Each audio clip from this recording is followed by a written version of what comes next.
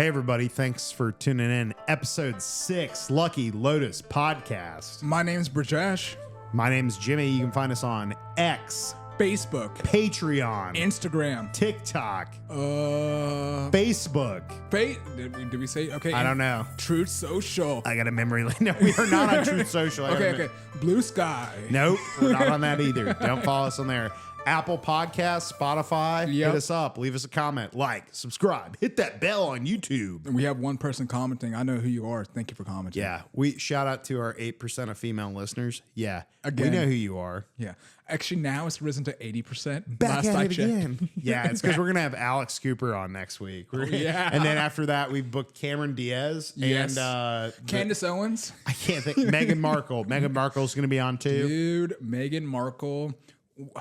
You have no talent, but you've made an industry out of yourself. Yeah, I saw she dropped a store and it sold out this week. So this week, what's going on in Memphis? We got some tornadoes going on. Yeah, and they're actually, this is the first time that Memphis has been hit with a tornado, and it's kind of devastating as well. Who would win in a fight? Meghan Markle or a tornado named Meghan Markle?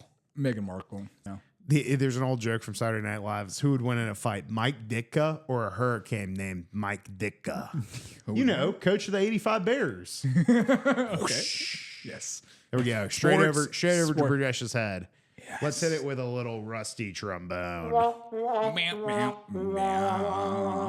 It's a long one. Thanks for tuning in. Here, Jesus, you took my breath away. Ooh, a white monster? Don't mind if I do. Halfway through, Let's conspiracy go theories there. coming. Let's make our escape. Talking about Creed, dude, how amazing it's got to be that like your IP can randomly hit like that, and then you can get millions of streams out of nowhere. I told you I wasn't going to drink any energy drinks tonight. Oh my God, that was so good. Once it hits your lips, it's just the taste of it on your lips. I don't mind if it's backwash. White monster? Yeah, I've been called worse. Yeah. Waterfalled it perfectly. No drops. Look at that. What's the all day? What's the lady when she went into the details of the monster sign and how satanic? How you if you flip it upside down? Yeah, she was on Tosh.0 and she said Tosh.0. Taking others straight to hell. And he was like, that would be a good tagline. Yeah. No, it's like, this is, never mind.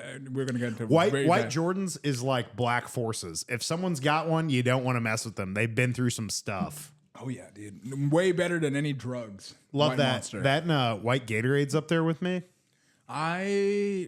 Arctic Freeze? Or no, that's the blue one. I forget what the white one is called. We have it downstairs. We have a bottle downstairs. I got a factoid for you, which is... they sell more blue Gatorade than the entire Powerade series combined. Okay. That's nuts. Well, I mean, the Powerade really fell off. Their mark. Ooh, I didn't mean it was after the Dwight Howard stuff that came out. What came out with Dwight? Wow. Okay. What came out about Dwight Howard? Dwight Howard was accused of some stuff. You guys should look it up. Brijesh can post a little picture right here that says what he was accused of, but it was not good things. It was like chaining a man up and allegedly having his way with him and another man. Okay. Time out. Is this also like he has a gay son too, right? No, that is Dwayne Wade. I think that you're talking about. Okay. And that he's not. All right. So talking about Dwight Howard and everything, that's the reason I brought it up. He used to be the Powerade guy and then fell off for sponsorship. It's kind of like golf, but anti-Tiger Woods. Tiger Woods never fell off. Well, Tiger Woods isn't Tiger Woods without that hat. Yeah, that's what I'm saying. He's doing like a 5-year retirement tour. Well, dude, do you blame him? That man is prolific. I don't know much about sports, but I do know his comeback. That when everyone was telling, oh, Tiger Woods is never going to play again. Tiger Woods sucks. Tiger Woods this. He used all those clips when he won the PGA Tour. What is it? The most recent one, right? The best one that he won was when his knee. Geez, that white monster's kicking back. Right. The best one that he won was when his knee went out midway through the round. Yeah. And he was wincing every time he drove, and he beat Rocco for like the Masters. He like came back and beat some guy that I don't think has ever come close to sniffing a Masters ever again. Well, I mean, dude, it's the pain because isn't his spine is shot? Yeah, his knees are shot. You know why it's shot though for Tiger Woods? Because he was like training with Navy SEALs and got up to doing like 700 pounds squatting. Well, I mean, that's dedication to the game. But it's kind of like there's no point of at a certain point lifting more weight because the risk reward is so great. Well, back then they didn't have a different mentality too. Pain is gain. Like they had a different like if it's not hurting, then you're not doing it. Pain and Gain, like the movie with The Rock and Mark Wahlberg. Exactly that movie. Pain and Gain. You've never seen that movie? Yes, I have. Oh, it's so good. You should watch it. It's pretty good. It's a very dark comedy. Well, and that's comedy's coming back. No, it is not. Yes, it is. Comedy's coming back. Well, how's your week been? Week's been okay. It's just gone by really quickly. I can't believe it's already a day of shooting as well. Yeah. It's really now my day, like my whole week revolves around this day. And it's wild how quickly it gets to this day too. And then you're like, oh, am I unprepared? Oh yeah, for sure. Never prepared to walk into the podcast studio. My week's been all right. Thanks for asking. How's your week been? All right. I'm really happy. They fired, I wore my Grizzly shirt. Yeah, I can see. They fired Taylor Jenkins this week, the head coach. Why? So I was excited about that because he just couldn't get the team together. Like they were having fights on the sidelines in Utah. And I don't know if Ja's going to be on the team next year, to be honest. That's a hot take, but. Okay, so I know about Ja just because how prolific he is in Memphis, but wasn't he also involved in like gang activity? Yeah, he had something where it was alleged that he was involved with intimidating people, and by doing that, I mean they had like a laser red dot, like they shined a laser into like the Pacers bus outside the hotel, outside the Westin Hotel, actually, where those two rappers were just shot, and then.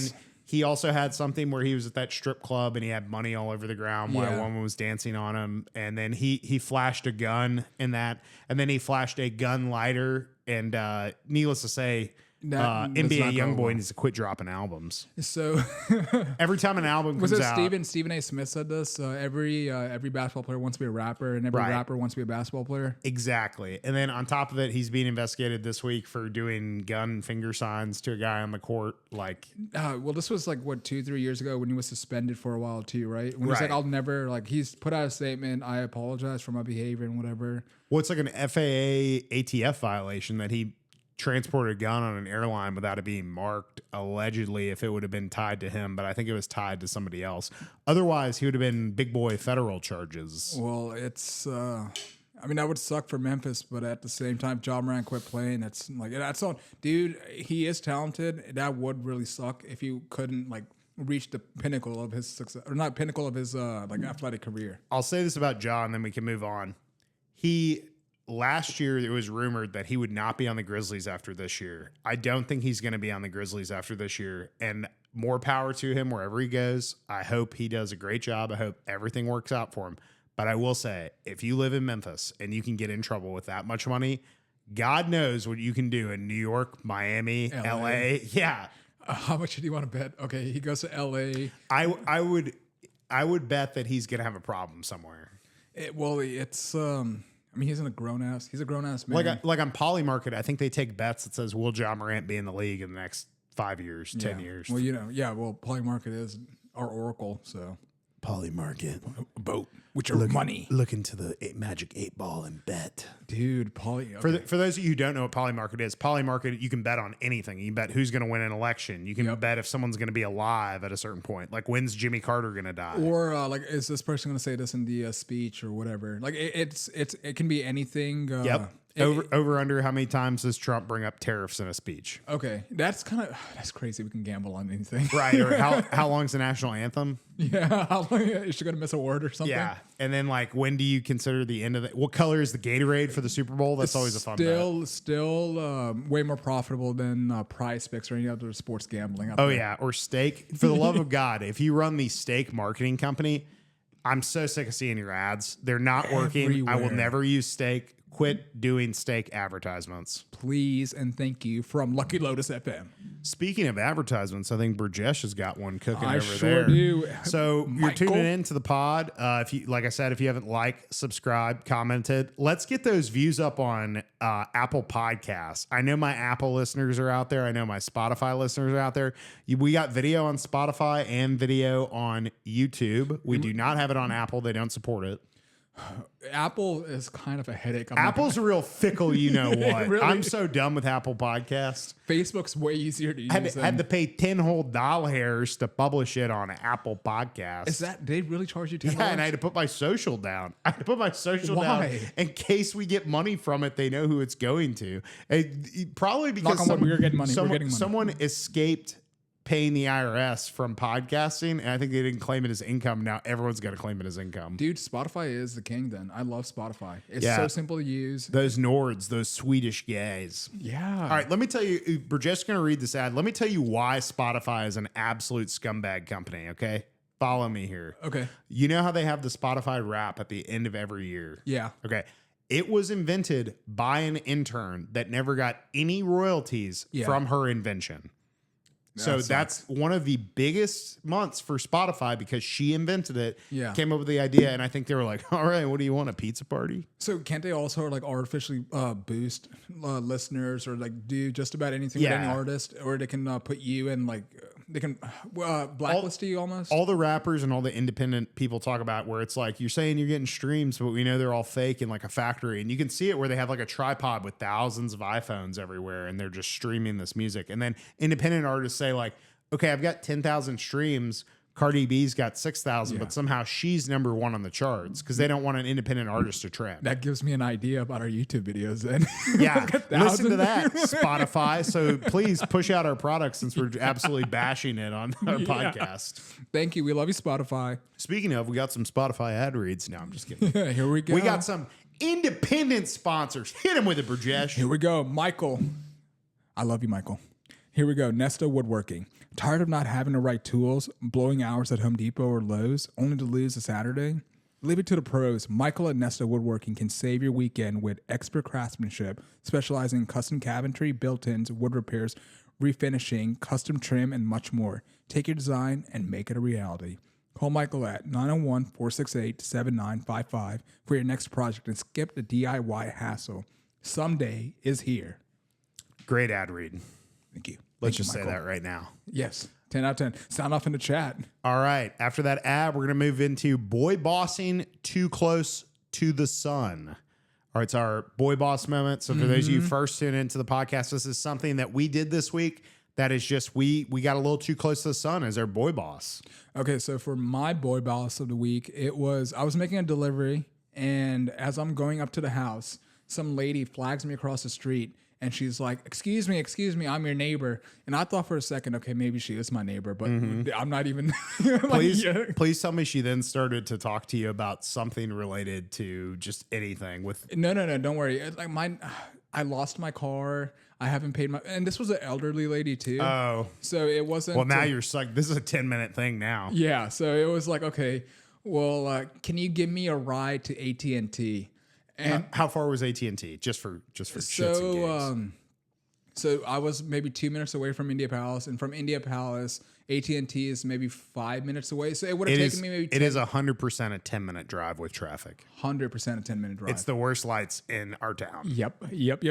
So she's giving me her case, and she looks like she doesn't look disheveled. She looks like she has her things together.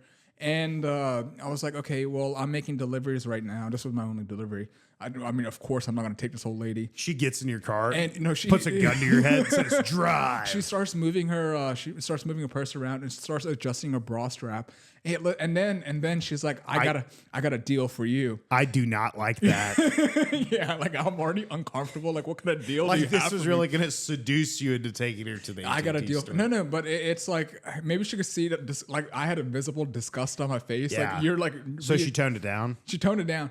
Well, I live on 4 blah blah blah. I'm not going to give out the address. Yeah. But it was. How do you know the address if you didn't go there? I took her up on the offer. Yeah. She's like, come pick me up tomorrow at 12. And Did you? I shook her hand, and I thought about it. Dude. I thought about it maybe for like good karma. No way you picked this lady up the I next did not. day. Okay, I thank did God. Not, because it was just okay. Obviously, I forgot about it, but then it's just. You're lucky you could have done that and you could have shown up the next day and there were 4 guys in the bushes waiting to rob you. Maybe, but I mean, you see the neighborhood around here. It's not a bad This neighborhood. is Memphis, Tennessee. You never know. You never know. Don't ever judge a book by its cover. Gun smoke, weed smoke, radiator smoke. Yeah. That's this town. Dude, you just This is like her telling you to pull over is like someone in Red Dead Redemption being like, sir, come help me. And then they all get out of the bushes. It could have been that scene, dude. It could have been that scene. But it was just the whole situation was weird. I felt bad for the lady because she didn't look like she just looked like anyone's grandma. You're lucky you didn't get hogtied and left with an apple in your mouth on the railroad tracks. And then she's got a guy there spinning a big mustache saying, yes. Unsuspecting brown guy. Yeah, exactly. You know what? It could have been a hidden camera somewhere. Like maybe she was doing her own reality TV show. Man, that would be so much worse. Yeah. Like 10 months later, we're like, well, let's see how this pedestrian acted. He's like, no, absolutely not. You're like, you smell and are old. She catches my face when she started adjusting her. Good God, man. Dude, it was just, it's like you never see any woman ever adjusting her bra in front of you. It's weird. Yeah. But it was like she had no. But yeah, I almost took her up on the offer. Must have been tough to turn down. It was, dude. What an absolute social nightmare. It was a social nightmare, and our city has failed us. Yeah, basically, if she had public transportation, we wouldn't even be involved. No problem with it whatsoever. Looking at you, Matta. That's a callback to the episode you didn't listen to. So go back, listen to episode 2. Yep. Episode 2.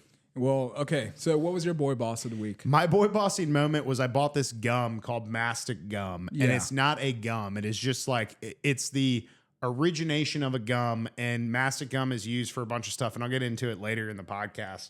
But I bought it because it's supposed to have health benefits. Yeah. But now it's being taken over by Gen Z as like the #1 gum to mew. Yeah. Get that chiseled jawline. Chew this gum. Well, but it exercises out your face muscles and stuff. And that's not why I got it. But your masticating muscles? yes. So I got this gum. It's called Mastic gum. It comes from a very specific tree on a very specific island in Greece. Yeah. It's the only place it comes from. It is more expensive than legal weed. It is $28 an ounce. Yeah. So I got it. I got 2 ounces of it from 2 different companies because I wanted to try it out. Legally? Yes. It has no taste to it whatsoever. Okay. The taste is like pine or cedar. Okay. So I'm chewing it. I've chewed on and I was yours. like, wow, this is like you're supposed to brush your teeth before it, and you're supposed to do it after you eat. Okay. So you're supposed to eat, brush your teeth, then do this. So what did I do? I did it before brushing my teeth. Yeah. This is like the stickiest substance I've ever had. So it starts getting stuck to my teeth because I haven't brushed my teeth and I'm still going to eat afterwards. Yeah. Okay. So I was like, no problem. I'm going to get it off my teeth. It will not come out of my teeth. Yeah. I now have this white gum that tastes like tree resin that's stuck in my mouth. Okay. I have just gotten it out 12 hours later in the morning when I woke up. It like dissolved overnight. Okay. So you didn't tell me about any of No. this. Here's the worst part. I then get it caught in my beard, which I then cannot get out, and I have to take like olive oil and soak it. That does absolutely nothing to get it off. Yeah. So I was like, okay, what do you do for gum in your hair? And they're like, you got gum in your hair, put peanut butter in there. And I'm like, I don't have any peanut butter. And so then I was like, looked up how to get mastic gum out of your beard. And they're like, yeah, so don't get it in there in the first place. I'm like, thanks, Chat GPT. Like, get it in there. I really appreciate that. They're like, but if You you found did- yourself in a situation you if you shouldn't have did been get it in the there, first place. the natural solvent for this is eucalyptus oil. Like I got a gallon of eucalyptus oil sitting around. So finally I found out that with any gum, you can get ice cubes and it hardens and then it gets brittle and I can take it off. Okay. So it was like a freshly chewed, like before you chew a piece of gum. So I was able to get it out of my beard, but I had a big decision to make whether I was going to shave my beard or not. Cause I was Don't shave so that beard. frustrated with it. And it was so sticky that like if I took a paper towel and I tried to get it out with olive oil, the paper towel and the olive oil would stick to the gum. Okay, well, good thing you should listen to Chat. Shouldn't have put it in your beer in the first place. So I just trying out new products, man, just getting failed by Amazon. Then on top of this, I buy this, I go to open it. The best buy date is like next month. So I know that the gum is old. It has a 1-year shelf life. Yeah. I go to return it on Amazon. They don't return perishables. Gum is a perishable. That's that really blows. That actually blows. So that was my boy bossing too close to the sun. I try and do something for my health benefit. It's got some digestive benefits. It's supposed to have some like nootropic benefit or something like that. But I think it's all BS. I literally just bought it because I'll get into it later. It is possibly one of the greatest substances in the world you've never heard of. There we go. And I'll leave a You little. heard it here first. I leave a little teaser for you in the pod. There we go. Little teaser. There we go. Got us a teaser. All right. We're going to move on to an ad read. Sweet. Give us All an right. ad read. Carson and Abby Cook Realtors. After a devastating house fire, I was desperate to buy a home in Memphis. Time was running out. I was overwhelmed by choices. Then I found Carson and Abby Cook at Keller Williams. They were my lifeline. They swooped in, found me the perfect place, turned my rent payments into equity overnight. I've been throwing money at someone else's mortgage, but the Cooks showed me a way out. With their expertise, I took a leap of faith, and they caught me, landing me gently into a better life. From inspection to the final key, the Cooks can point you in the right direction. Thank you, Cooks, for sponsoring us. Yeah, you can find Carson Cook Realtor on Instagram. Hit him up. He'll find you a place. Interest rates should be dropping pretty soon, but we'll see. You think so? Just like everything else in the world. Drop it like it's hot. Drop it like it's hot. Dude, it's not about to drop. It's about to crash. Yeah. Here we go. We'll get there. We'll We'll get there. What do you got going in the news this week? So Trump's obsession with Greenland. Let me tell you about Trump from Greenland. So he's been recently, you probably heard earlier in the year when he was like, oh, we're taking over Greenland. We're taking over Canada, taking over the Panama Canal. But I think there's an actual chance that we might try to go take Greenland for America. Ooh. Well, it's Greenland. Of course, I've never been to Greenland. I don't know about you. I was blown away by the times that people in the news have gone to Greenland to find out that they do not look European. They look more like Native American for people in the North West. Like Inuit. Eskimos. Eskimo-esque. Yes. Eskimo-esque. We'll let Eskimo slide. Okay. It's kind of like instead of saying, you know what, saying little person. Yeah. I'm not going to say it. I'm not going to say it. I gotcha. Okay. Well, here's the thing. They have a lot of natural resources that are underneath the ice, even though it's all barren basically, and there's not a huge population of people there. I thought it was green. It wasn't. What was it? Leif Erikson did a good job tricking the whole world. Yeah. Yeah. What is it? Iceland is actually green, and Greenland is actually ice. Happy Leif Erikson Day. Yeah. He discovered America before Columbus. There we go. Viking nation. All right. Okay, so back to our occupation of Greenland. The more I think about it, like we have a lot of natural resources in America, but I also now don't blame Americans for going into our own natural resources, because why would we like mess with our own resources when there are other places around the world that we can take from? Because that only increases the value of our own resource that we have here. I'm thinking long term, I'm growing up, becoming more mature, and realizing that for America to survive, everyone else must die. I think my thing is when people say, hey, we're getting it from here, we're getting it from there. If that country could get it from America and pillage our natural resources, they would in a heartbeat. 100%. You want to think there is some humanity, that it would be nice, but it's just because we're modern day humans doesn't mean we don't have a barbaric instinct inside of us to take what we can through force. Because at the end of the day, isn't force the ultimate solution to just about anything? Well, not the correct solution, but because we feel the same way about the topic, let me play devil's advocate here and tell you that Hammurabi's code, eye for an eye, makes the whole world blind. Don't. You like to hit me with quotes out of nowhere, so there you go. How's Winston it feel? Churchill. You liked it? Winston You liked Churchill. it? What was it? If you can't change your mind, you can't change the world. This guy's obsessed with Winston Churchill. Apparently, he wasn't that great of a guy. No, he was like eating fudge popsicles, getting drunk, and waking up at noon during World War II at the White House, like to the point where like FDR and Eleanor Roosevelt were like, "Get this guy out of here." Okay, do you want to know? This is a tangent about Winston Churchill. Apparently, so back then America had like a swag about them, a vibe. If you're an American, you're cool, you're a cowboy, you're this and that. We had the sauce. So Winston comes over to America, and apparently he's buddying up to FDR a little too much, to the point where FDR is like, dude, back up. Yeah, that's what I'm saying. That's Dude, exactly back up. You're getting kind of weird. So the day that Japan bombed, bombed Pearl Harbor, Winston Churchill was celebrating. Not because of the lives we lost, but America's finally coming in. They're going to take care of everything. They're going to be involved in the war. Do you know how FDR and Churchill convinced Stalin to how? Okay, this is hilarious.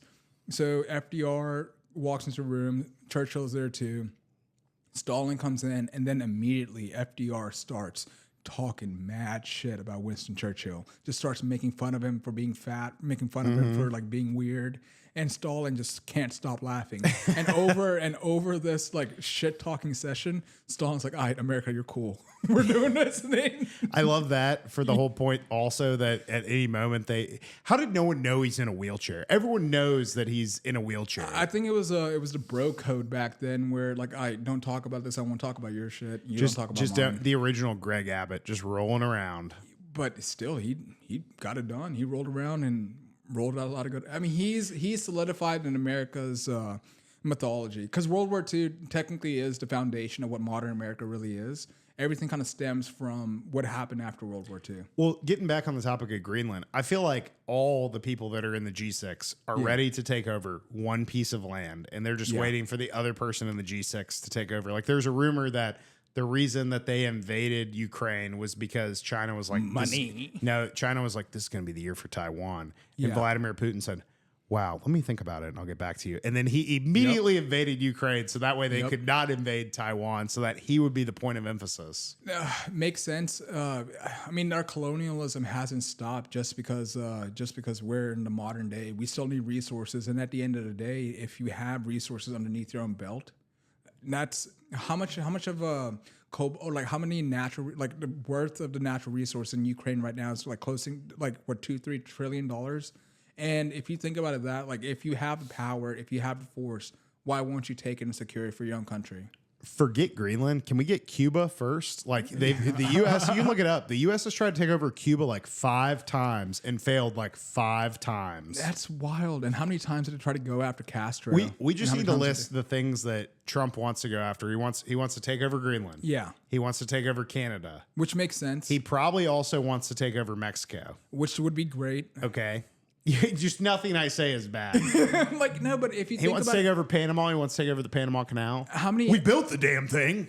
Well, apparently now China kind of owns most of the businesses around Panama Canal. BlackRock tried to like take over those businesses, but China came in and blocked it. It was a $23 billion deal. Well, it's kind of like at a certain point for imperialism, everyone takes a continent and says, this is our continent, you cannot come.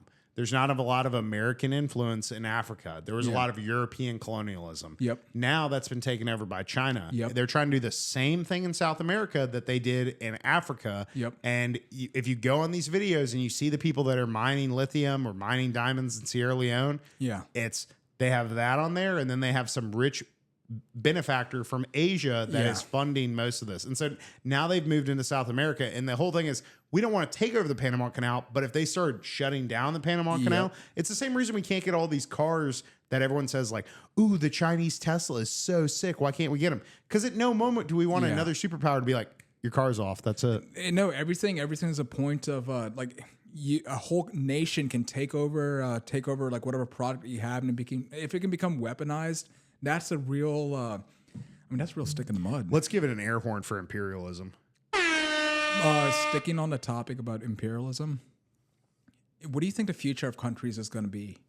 I don't know. I thought about that the other day. I mean, it's kind of all over once you get central digital bank currency. Like if you don't agree with the curriculum in Ireland, you're getting arrested. If you tweet a meme in Britain, you're getting arrested. Or they're like locking and seizing your bank account. If you protest in Ottawa and block the streets, they seize your bank accounts. Dude, and my uncle was here last like a week or two ago, and he was talking about you can actually be arrested for what you say in Britain. Yeah, that's exactly what I'm saying. Yeah, it makes like, I mean, freedom of speech, of course, it's important. A foundation of any democracy. If you can't talk or express your ideas, then I don't know. Got to get it. No, you got to get a little nicotine in me. You're cooking. Come on, cook. But back to the future of countries. I don't think there are going to be borders anymore. I think they're going to be economic zones. So instead of it being, you know how you have like times spoken like a real TikTok video. There we go, clip it. But we're gonna have economic zones where right now the biggest system that controls most of humanity right now is the economic system. You try to take Russia out of the accounting by like what is it? Putting not tariffs, not embargoes. What did they do to tariffs? Not tariffs. They did something. Yep, tariff, embargo, quota. tariff sanctions. Yeah, so they like sanctioned the hell out of Russia, took them out of the SWIFT system, which SWIFT is the international banking system where all currency kind of flows through. Dude, they got them now because if you try and send money not through a Swift payment, through like Ethereum and stuff, they are still taxing you. Because I had someone today that has family in South America. They tried to send a payment to someone, and the cost for the fee to send the payment used to be $4.99, and today it was $14.99. I mean, of course they're gonna they clamp down just about wherever they can. Wherever they can make an extra $1, they're gonna do it, or extra $10 or $100. But back to the economic zones. Of course, like the real influence, the real power of America is our dollar, and if we can spread that into South America, into Brazil, Argentina, I don't see how that would be a bad. A lot of problems can be solved if we became one economic zone, with America being at the top. You know, speaking of money, It would not solve problems. It'd probably make more. speaking of money, let's give back to Caesar what is Caesar's and give back to God what is God's, and transition right into our new segment, the Here we Roman go. Empire, where we talk about a little history, something that's been on our mind. I've got one. I'll go first. My Roman Empire is Mastic gum. So it was also my boy boss segment. Yeah, So I had to that's look why you up, wanted I had to to look wait. up the history of this. Yeah. So there's a tiny island in Greece that makes this gum, and it's a tree resin. It's the sap from this tree. Okay. So think of it as like the maple syrup of this place. Yeah. But it's for this. It's like there's some people in history, like all the way dating back to like Alexander the Great, where they're like, don't pay me in money, pay me in gum. So you got soldiers that are getting paid like in salt and in gum. Okay. Yeah. Because that's the current, like, what am I going to do with money? Money doesn't mean anything. This is before Bitcoin, right? Right.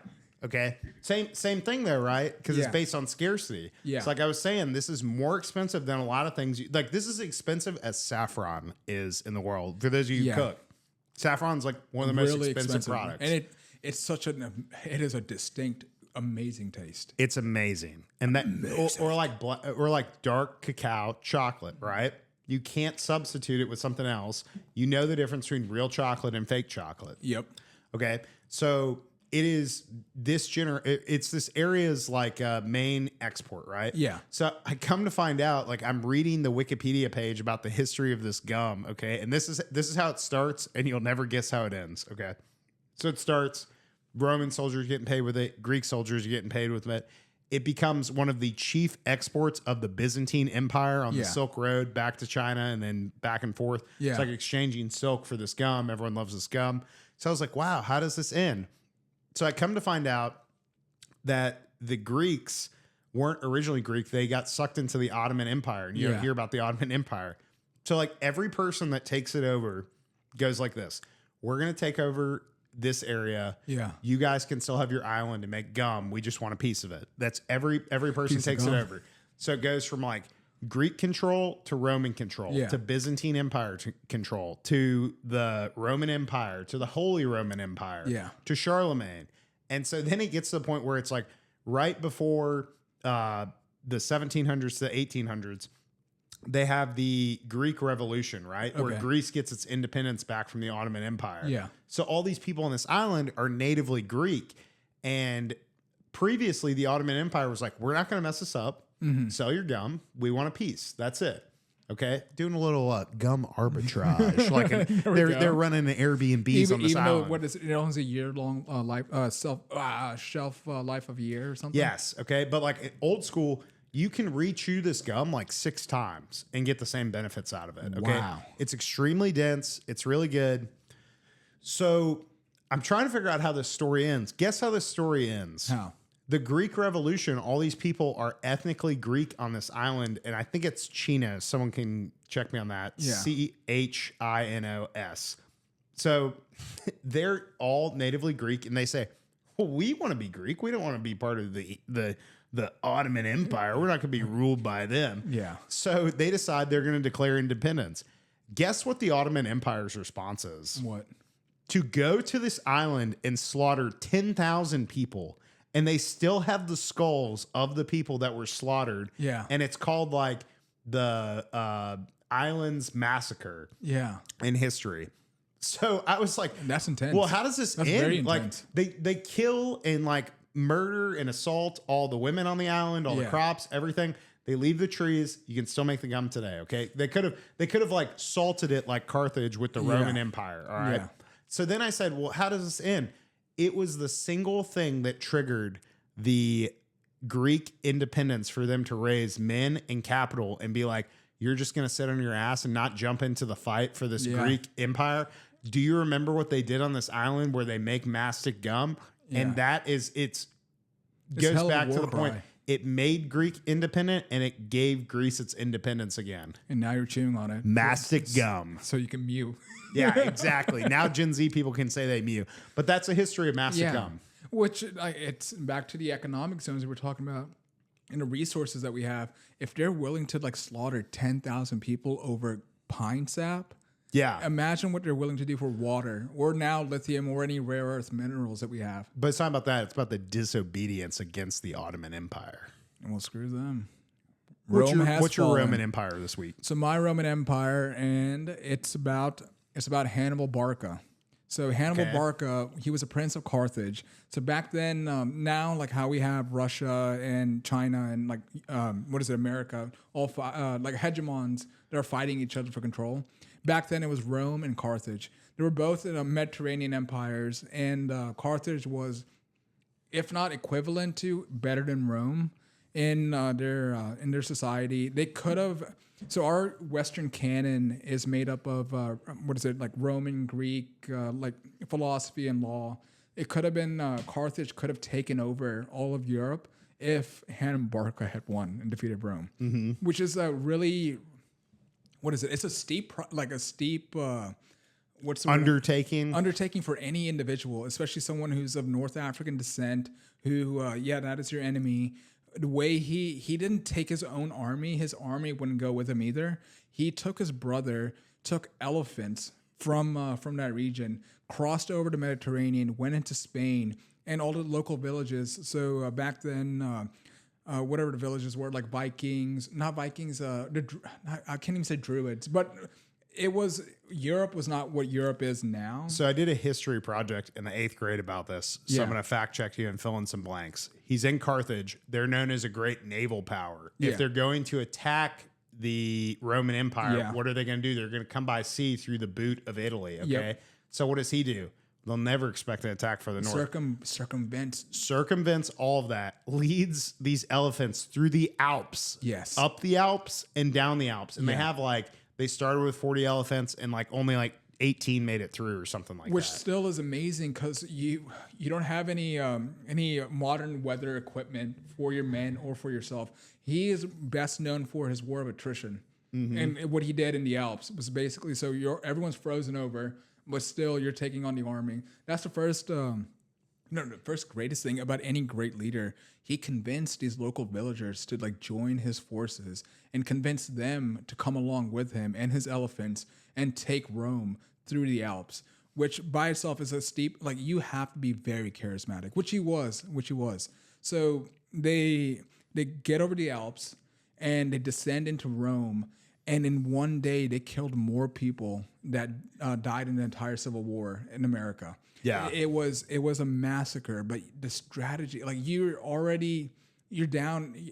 Half the equipment that you had is already gone. Equipment meaning elephants, which back then were basically tanks. Yeah, so it's the equivalent of a human tank. Yeah, human tank. And the same reason Alexander the Great couldn't invade India was with those elephants. They got some pretty brutal executions too through Carthage, which is the elephant would step on your head and crush it like a grape. Yeah. Or it would put you in its mouth and pull off your appendages with its what's called nose or snout or whatever. Yeah, trunk. Yeah, trunk. There we go. I can't think of that word. You know how it goes. But I'm happy we don't know how it goes, but it's still crazy to think you convinced all these people, convinced your brother, because he was second in line to become king of Carthage. I think usually your brother's not going to come along with you. Everyone has aspirations for power. So not only did he take his brother along with him, descended into Rome, just all the generals there were baffled that how's this man doing what he's doing to our legions?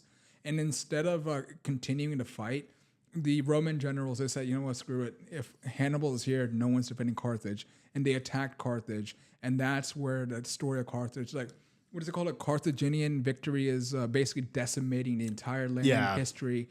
Which, dude, how mad do you have to be at yeah. They didn't just win. After they won and sacked the city, they then salted the fields so no one could ever live there ever again. And the Roman mythology of it is that they leaded to I don't think desertification is a word. Like they leaded to the start of the desert in Africa because Africa used to be super lush even up until the Civil War. And back to the pyramids, woolly mammoths were around. Yeah. If you watch the last episode, you phonies. But dude, so not only are you the eldest son, you have this immense pressure to beat Rome. That's your whole thing that you want to do. But you fail in such a devastating way, your entire city gets sacked, and then you're on a run. So he was about 62, 63 when the Romans finally kind of like encircled him. And even then, his last straw was he committed suicide. So all I can tell you is, can you name a single Roman general from that story? Nope. Can you name a Carthaginian general? Yep. Hannibal fucking Barka, dude. His name, which is okay. Sorry. Back to why I think people like this are so great, is that you have your gods that are always going to be remembered, and then you have these men and women who were so cataclysmically charismatic, the humans that they had, that they're also going to be remembered till the end of time too. Yeah, I mean, of course it was a failure, but what stories of famous conquerors that we know end in happiness? Not a lot. Not a lot at all. But I can tell you what does start with happiness. What? Devour Desserts. There we go. Great segue. Hey, everybody. It's Jimmy Burkholtz, your resident dessert guru here. Devour Desserts cheesecake box is my latest obsession. I've sampled every sweet under the sun. These creamy cheesecakes are top tier. Yeah. My gut's singing its praises and my taste buds are in love. Wanted the best dessert? Call Devour Desserts for that cheesecake box. Call them today. You can find them at 523 South Main, Memphis, Tennessee. Give them a buzz. Tell Pete Jimmy sent you. There we go. Thank you, Jimmy. Okay. Thanks to our sponsors. No, yeah, seriously. Thank you to our All sponsors. right, we're going to try out a new segment, and Brijesh is going to go first. This is called our childhood trauma segment. So what I find is much like the video game Assassin's Creed, I have random access memories throughout the day where I said, wow, that really happened in my childhood, and I'm not making that up in my mind. Okay, so here we go. I was maybe 8 or 9, really young, still believed in Christmas, still believed in Santa Claus, and my parents wanted to do something special because we never really celebrate Christmas in our house, not because we didn't want, it's just we didn't know what the whole tradition was. So, yeah, it'd be like me trying to celebrate Diwali or something. Yeah, exactly. Yeah. So they were just trying, because they knew that my brother and I were always looking forward to Christmas. We didn't know why. Maybe it was all social engineering, just telling us Christmas, Christmas, Christmas. But whatever it was, we were excited. And usually you write a list of toys that you want, right? And you give it to your parents, and then they mail it to Santa Claus. But they didn't know this part, so they just took us to Toys R Us. And they told us to pick out any toy that we wanted, any toy. So I, as a kid, immediately You're literally a kid in a toy store. Kid in a toy store. Shout out Toys R Us. Kid in a toy store. And for the listeners that don't know what Toys R Us was, it was utopia for kids. Give us your best Toys R Us giraffe face. But immediately, I run over to the Transformers section. Got to get me a Transformer Optimus Prime, the biggest mega set that they have. Get it? You strike me as a big Decepticon guy. No, dude, Autobot all the way. Autobot Go on. All the Go way. on. Okay, so got the toy. My brother picks out his toy. We're really excited. I'm saying thank you, thank you, thank you. And as we're getting to the checkout line, my dad's like, so these toys are for your friends. They're not for you. And immediately the betrayal and devastation that I felt inside was that, why am I getting I don't want it anymore. Put the toy back. I've never, of course, I'm just 9 years old. I have never felt this type of despair before in my life. And I'm just screaming. My first child, tantrum that I'm throwing in, why do you hate me? Whatever. The best part is, looking in hindsight, your dad's perspective, hilarious. Yeah, hilarious. But no, he was probably panicking, what the what's going on? Yeah. So we're crying, and everything after that becomes a blur. Later that night, I'm up in my room. My brother's there with me too, and we're just watching Avatar: The Last Airbender. And my dad knocks on the door, and he's like, Santa Claus came early. And I'm like, Ooh. did he? And He kicked in the door like Arnold Schwarzenegger, and that's what he said. Yes, Santa Claus came early. So we go downstairs, and this is the night before Christmas. All through the house, not a creature was stirring. Yeah, oh, dude, I was stirring. You were stirring up. Dude, I was mad. You're just cooking. Because here, like, I'm Getting just thinking, the people I look up to the most, they betray. Like, that's my first sense of betrayal, dude. Deep, like, betrayal. And when I look underneath the tree, and I'm like, no way, that's the gift that I got. And You weren't like, how does this fat man get through the chimney every day? no, I was more like, dude, what's that gift underneath that tree? Pick it up. It's the transformer I wanted. And I was happy, but also confused. Like sad, but like happy again. It was like weird sense of joy and relief. And also that's my Christmas story, dude. It was like a whole like slew of different emotions. But that was our first Christmas ever in America that we celebrated. Devastatingly awesome. My childhood trauma story is debated about what was true and what is not true from this. I had to call everyone else in my family to verify it because I was talking to my brother about it, and he believes from the trauma that it never happened.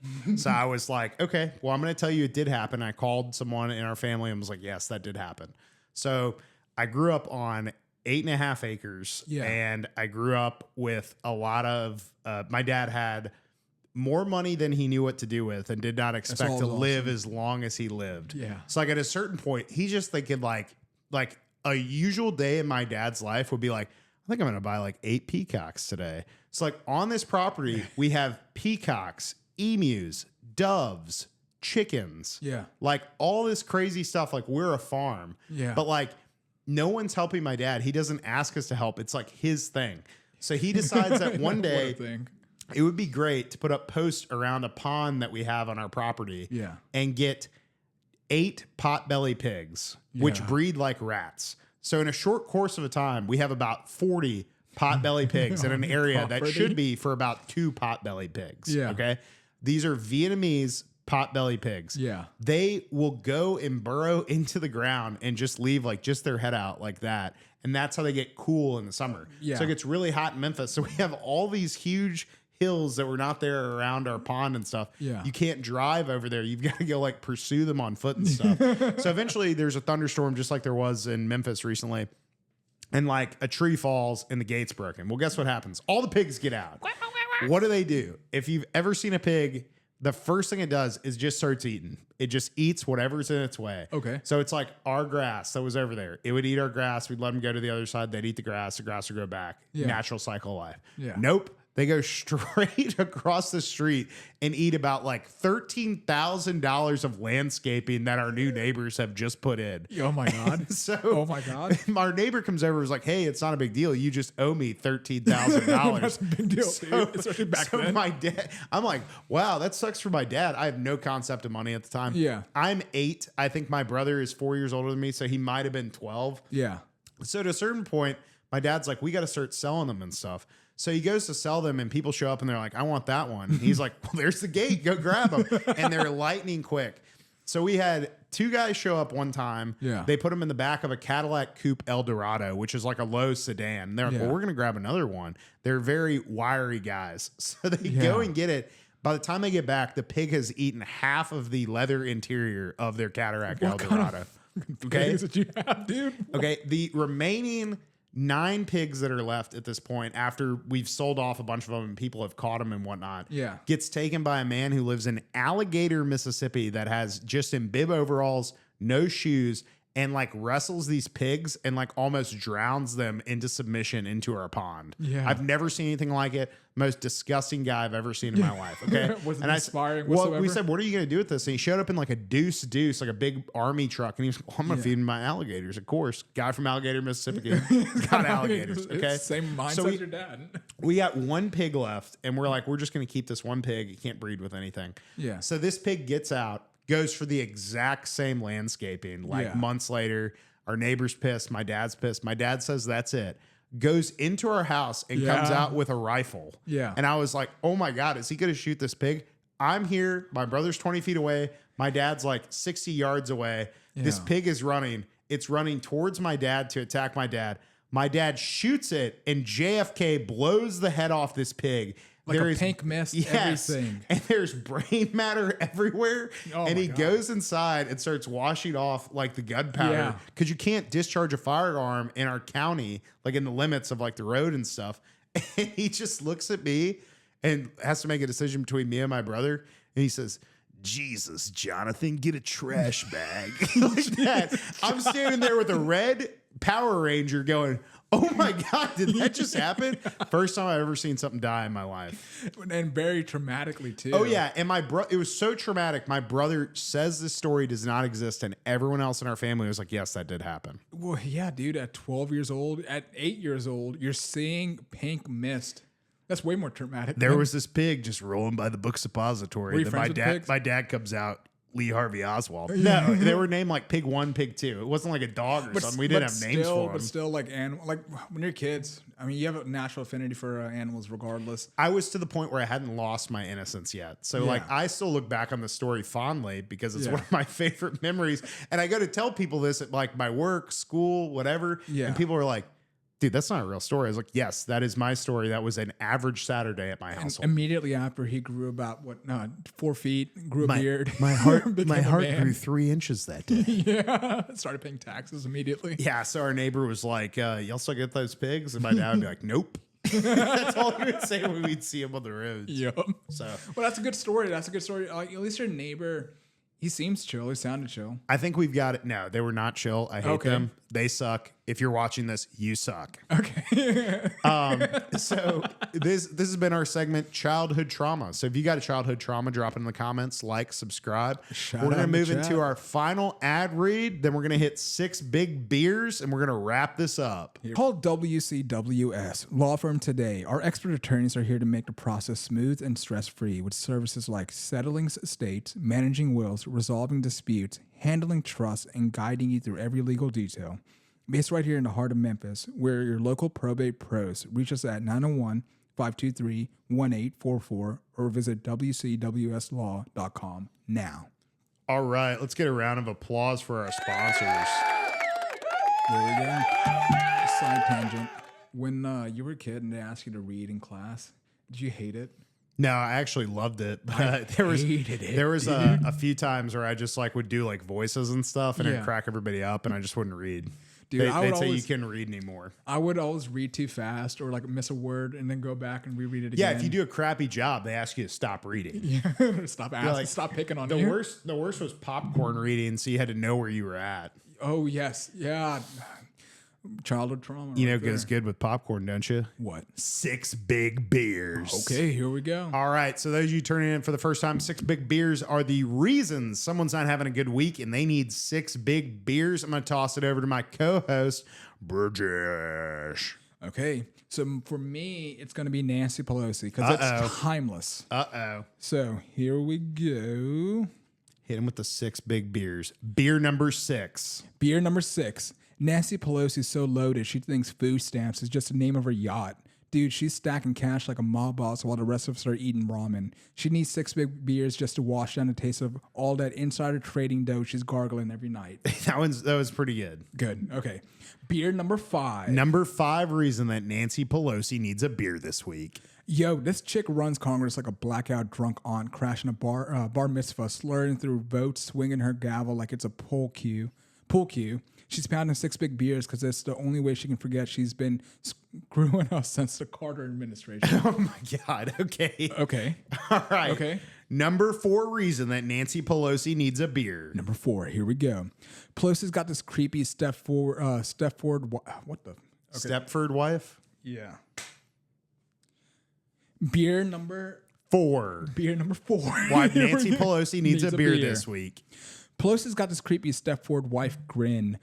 Man, like she's just made 50 grand on a Lockheed tip while you're scrapping pennies for gas. She's chugging 6 big beers to numb the guilt of selling your future to some farmer goon in backroom deals.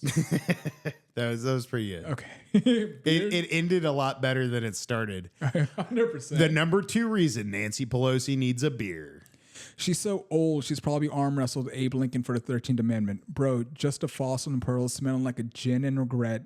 Nancy slamming 6 big beers because it's the only way things keeping her from turning to dust in mid-speech. Good God, man. We got 2 more. Then no, is it? Yeah. Okay. So beer number 2? I think you just did number 2. We can't even keep track of. Give us your best one out of the 2. Here we go. Proofread one of them and then start reading. Okay. The number 1 reason Nancy Pelosi needs a beer this week. Number 6. The number one reason, which is the 6th joke. We have been through this a dozen times. Why is this? Okay. Number 1 reason Nancy Pelosi needs a beer this week. Number 1 reason. Pelosi's the kind of lady who'd trade your grandma's oxygen tank for a Tesla bump. Man, sipping Chardonnay while she's tanking your 401k. She's crushing 6 big beer because even she knows she's a cartoon villain who's dodged a pitchfork too long. Earlier I was trying to read a joke, and we do these before, and I said petrodactyl instead of pterodactyl. Yeah. I'm going to just bring that up because I think you meant Chardonnay, not Chardonnay. God. Big winos on this podcast. We know a lot about wine. Nothing make you feel like less of a man than mispronouncing a wine. All right. Mine is going to be Donald J. Trump, number 45, number 47. 6 big reasons Donald Trump needs a beer. Number 6, Trump's crowning about his hair. All the folks call it a natural wonder of the world, he says. A gust of wind hits and the Secret Service tackles it midair. He shrieks, "That's my security clearance. Grab it." The chopper pilot says, "Sir, your come-over's gumming up the rotors. We're grounded." All right. Number 5. Number 5, Trump's bragging about his stamina like a marathon runner, folks. Unstoppable. Then he wedges into a golf cart, flailing like a beach whale, yelling, "This is a sabotage." Melania's over there saying, "Donna, the brake's on. You'll sabotage my patience." He's blaming Obama for the incline. Pathetic. Nice. Number 4 reason Donald Trump needs a beer. Trump calls himself a deal-making god. Nobody negotiates like me, folks. Watch him at the flea market. $5 for this tie? I'll give you 50 cents. It's got my initials. The vendor's like, "That's why it's in the trash, Don." I like that. I like that a lot. Number 3 reason Donald Trump needs a beer. Hit us with number 3. Trump's obsessed with the rally turnout. Millions of folks. It was bigger than Woodstock. Drone shot shows 20 dudes in trucker hats and a stray raccoon. He's pointing, "That's base loyalty. Tremendous." The raccoon's like, "I'm just here for the nachos, pal." There we go. I like that one. That one. Number 2 reason Donald Trump needs a beer this week. Trump's preaching about his health. Perfect specimen. The doctors have never seen something like it. Amazed. Yeah. Caught himself I like the voice. sneaking McNuggets into the Oval Office, sweating ketchup, claiming it's a protein shake. RFK Jr.'s in the corner saying, "The seed oils, Donald." Doctor walks in. Don's not on a diet. It's a cry for help. There we go. Hit us with your number 1. Number 1 reason Trump needs a beer. Trump's still yapping about his golf skills. Best in history, folks. Tiger wishes. Guys out there shanking balls into the swamp, bailing out alligators to steal his game. The caddy's like, "Sir, they're not caddies.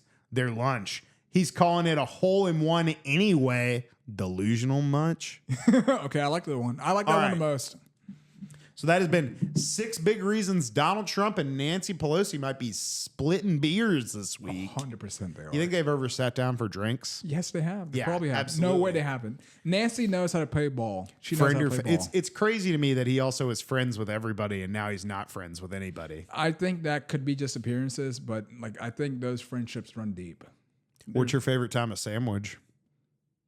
Truth sandwich? No, mine's a wrap because we're about to wrap this up, folks. Wow. You like that? Yeah, Just absolutely gripping him by the logic. There we here. go.